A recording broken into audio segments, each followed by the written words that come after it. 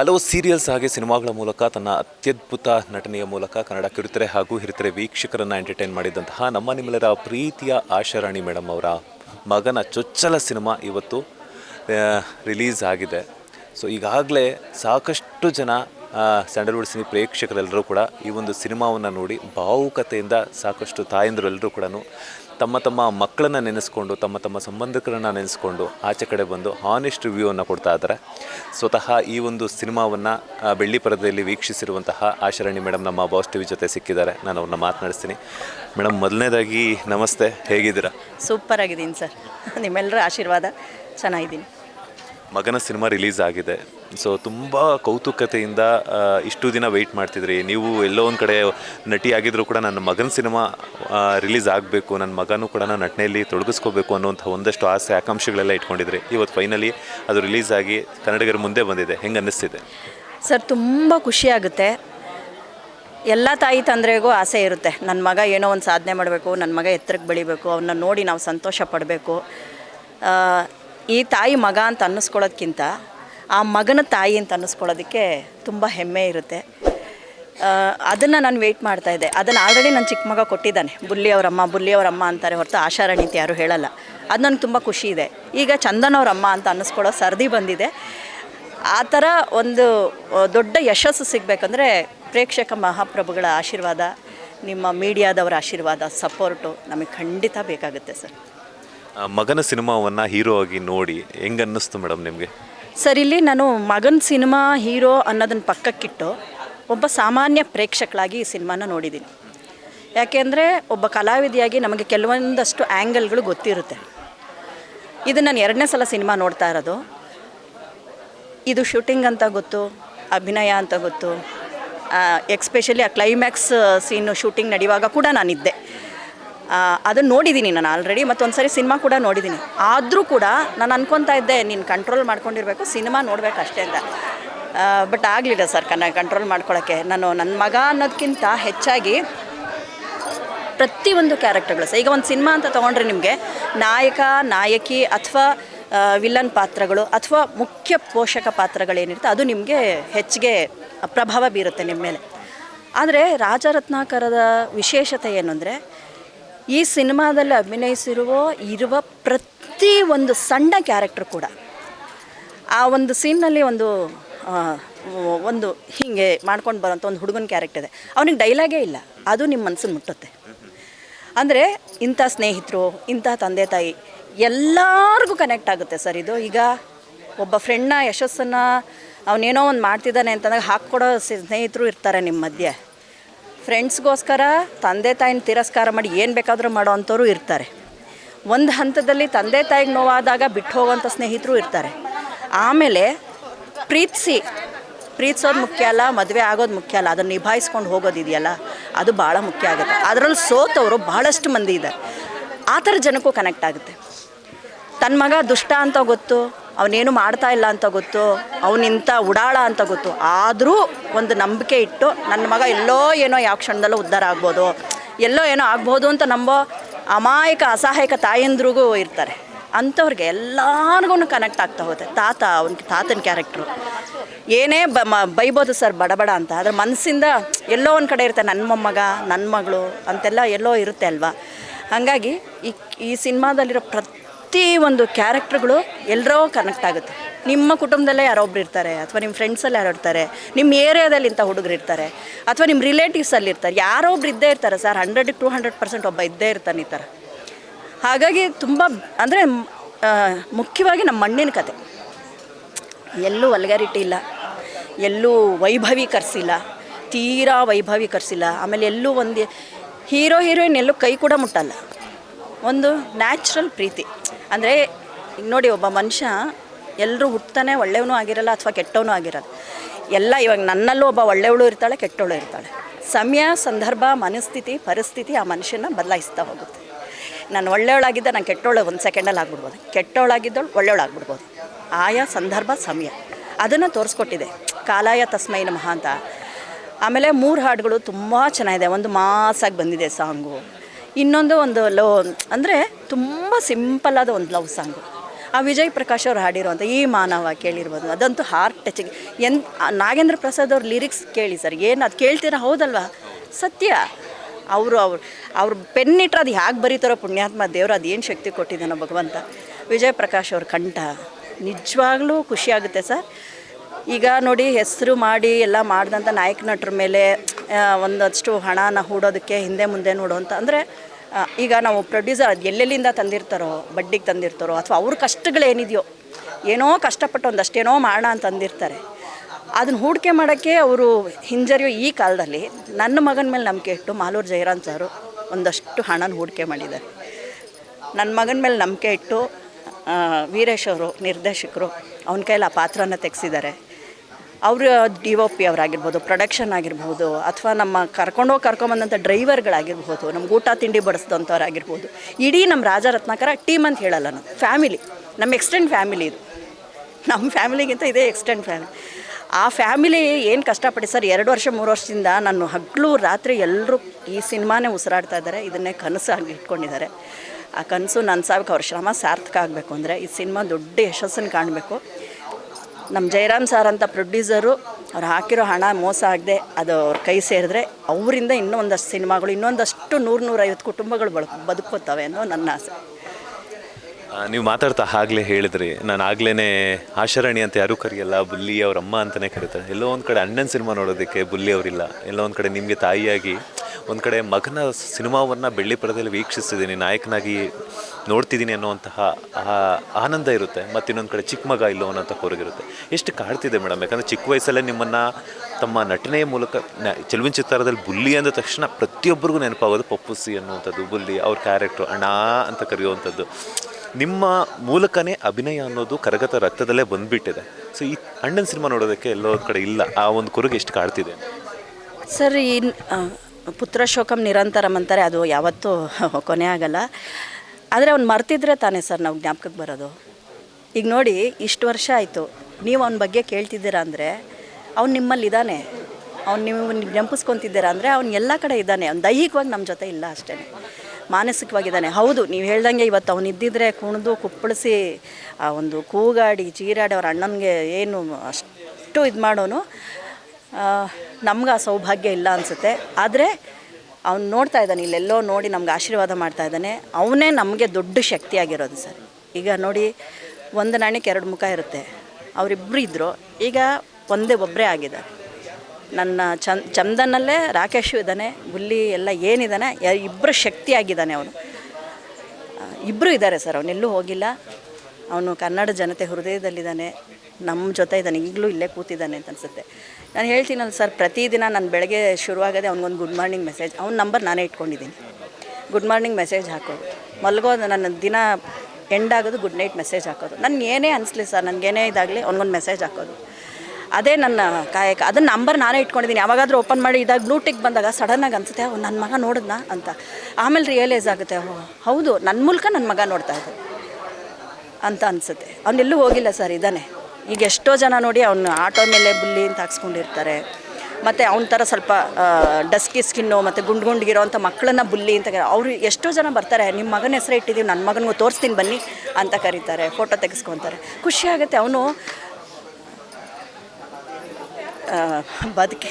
ಇರೋವಾಗ ಬದುಕೋದಲ್ಲ, ನಾನು ಆ ಪದ ಉಪಯೋಗಿಸಲ್ಲ, ಹೋದ್ಮೇಲೂ ಬದುಕೋದಿದೆಯಲ್ಲ ಅದೇ ದೊಡ್ಡ ವಿಷಯ. ಒಂದು ಅಪ್ಪು ಸಾರು ಅವ್ರ ಲೆವೆಲ್ಗೆ ಇವನ್ನ ಇದು ಹೇಳಲ್ಲ ನಾನು, ಆದರೆ ಇವನು ಈಗಲೂ ನೀವು ಜ್ಞಾಪಿಸ್ಕೊತೀರಿ ಅಂದರೆ ಅವನೆಲ್ಲೂ ಹೋಗಿಲ್ಲ ಸರ್, ಖಂಡಿತ ಇದ್ದಾನೆ.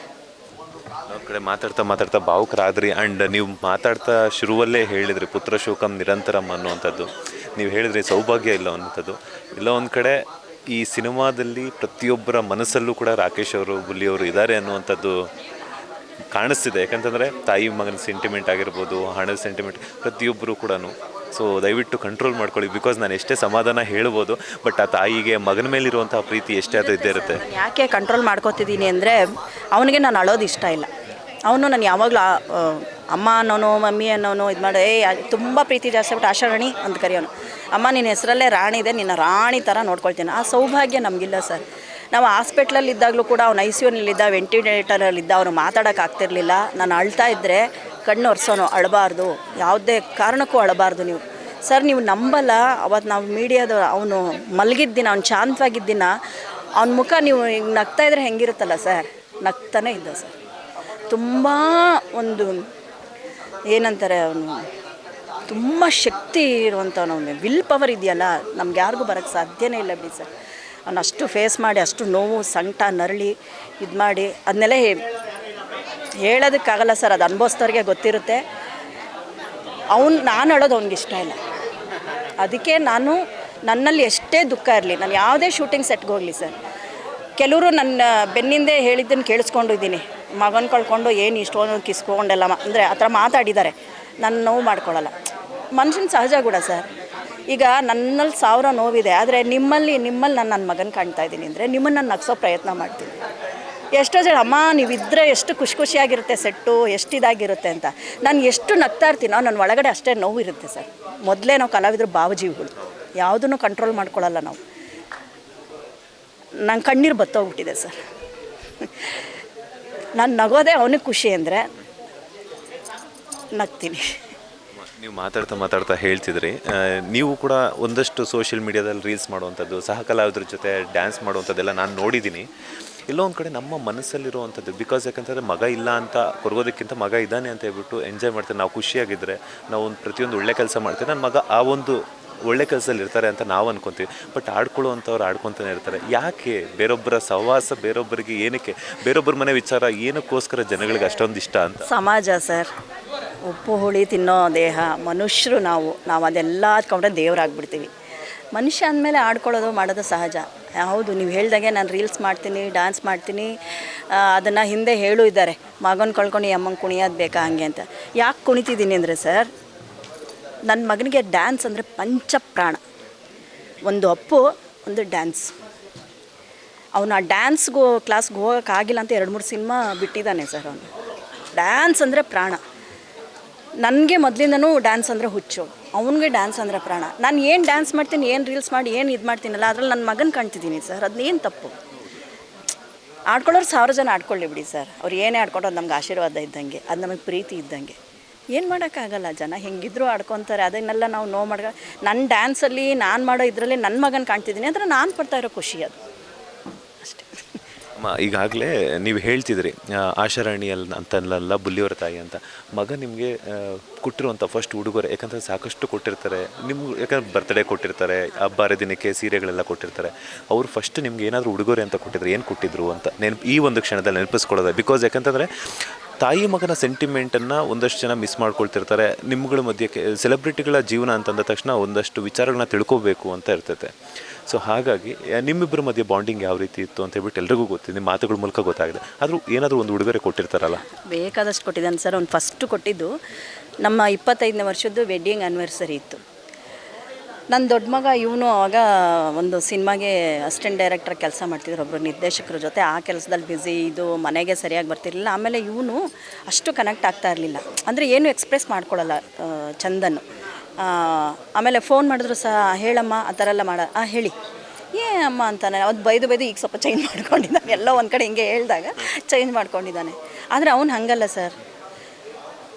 ನಾನು ಕೂಡ ಸ್ವಲ್ಪ, ಈಗ ನೀವು ಮಾತಾಡ್ತೀರಿ, ಫಸ್ಟ್ ನಿಮ್ಮ ಹತ್ರ ಕನೆಕ್ಟ್ ಆಗೋ ಸ್ವಲ್ಪ ನಾನು ಟೈಮ್ ತೊಗೊಳ್ತೀನಿ. ಆದರೆ ಆಗಿಬಿಟ್ರೆ ಮತ್ತೆ ತುಂಬ ಚೆನ್ನಾಗಿ ಹೊಂದ್ಕೊಂಡ್ಬಿಡ್ತೀನಿ. ಅವ್ನು ಆ ಥರ ಅಲ್ಲ.